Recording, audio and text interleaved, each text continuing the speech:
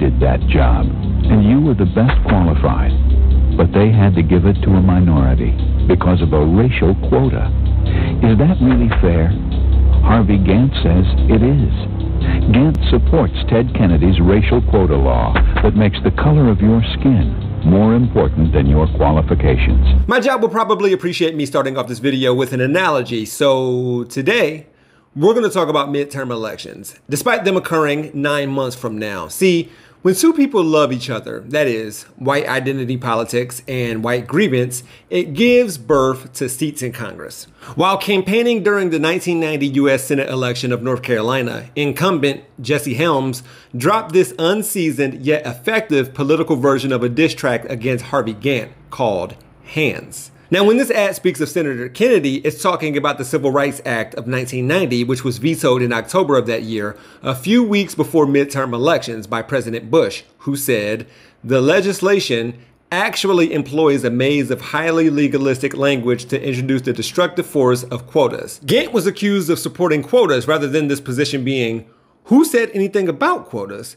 They're supposed to be unconstitutional. In any event, Hands, or more specifically, white hands, perpetuates white grievance. The idea that white people are actually the victims of racism, just in reverse. And if you were to believe such a thing to the point that it influences the way you vote, a good portion of this depends on your political ideology, level of education, and socioeconomic status. Usually, European Americans who subscribe to reverse racism aren't goofy enough to make an argument that they're wholesale being discriminated against because of the color of their skin in any institution or structure like criminal justice, housing, banking, and so on.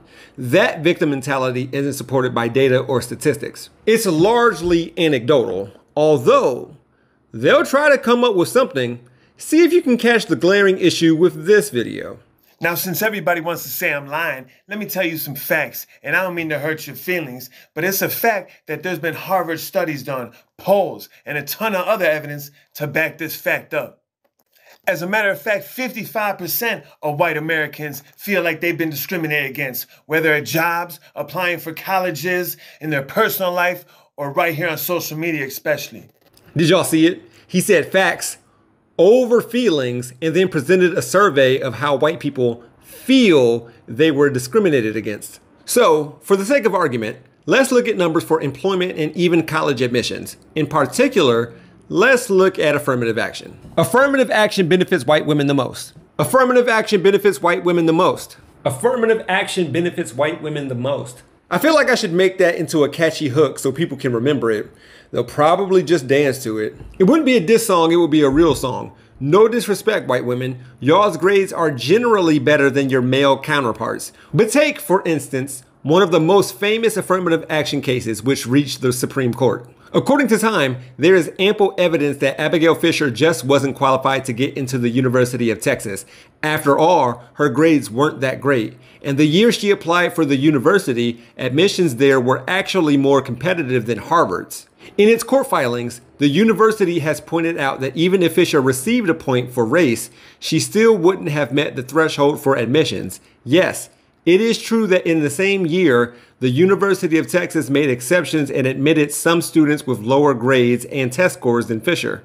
5 of those students were black or Latino, 42 were white. Here's a report from a study done in 1973, which says that in California firms alone, white women were holding 57,000 plus managerial jobs than they were in 1975. But if people are wondering about the plight of white men, first of all, how dare you? Second, affirmative action benefits white men too, or else college campuses would be filled with overachieving women. And Ivy League campuses would further be dominated by East and South Asian students. But don't forget about legacy admissions and parents who pay for their kids' spot in college. Remember, preferential hiring and academic admissions have been going on in the country for centuries.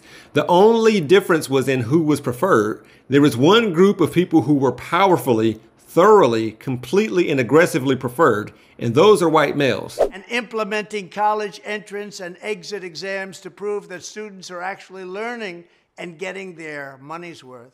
Furthermore, I will direct the Department of Justice to pursue federal civil rights cases against schools that continue to engage in racial discrimination and schools that persist in explicit, unlawful discrimination under the guise of equity, will not only have their endowments taxed, but through budget reconciliation, I will advance a measure to have them fined up to the entire amount of their endowment.